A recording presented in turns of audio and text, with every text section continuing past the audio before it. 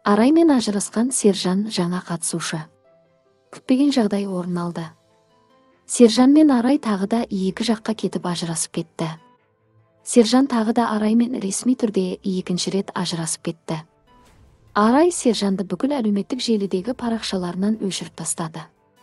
Тіпті пост пен видеоларында өшірді. Сержанды Арайға байланысты бүкіл естеліктерін Instagram желісінен посттарын жойып тастаған. Тіпті көрермендер мен оқырмандар Арайдың Сержаннан бөлек тұратынын да байқаған болатын. Араймен неліктен ажырасып кеттіңдер деп жарыса жазды желі қолданушылары. Сержан мен Арай екінші рет ажырасуы жайлы әлеуметтік желілерде тіс жарған жоқ. Естеріңізге сала кетейік, Арай мен Сержан отбасы құрғаннан кейін бір аптадан кейін ажырасып кеткен болатын. Осы кезде бір-бірімен ажырасуы туралы шындықты айтқан болатын.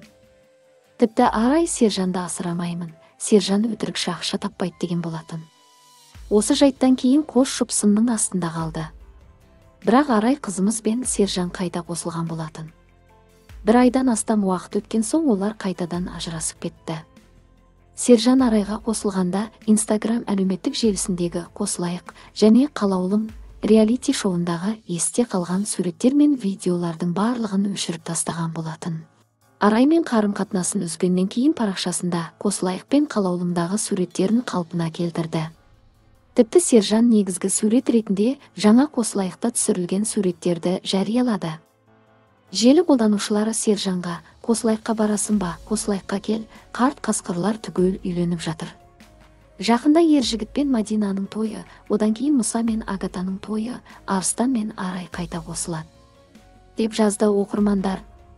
Негізі Сержанның Қосылайыққа келетін ойы бар. Бірақ ол Араймен жобаны тастап кеткен соң Альмира ханым мен редакторлардан ұялатын шығар. Сержан да өз бақытын тауып, бақытты болсын.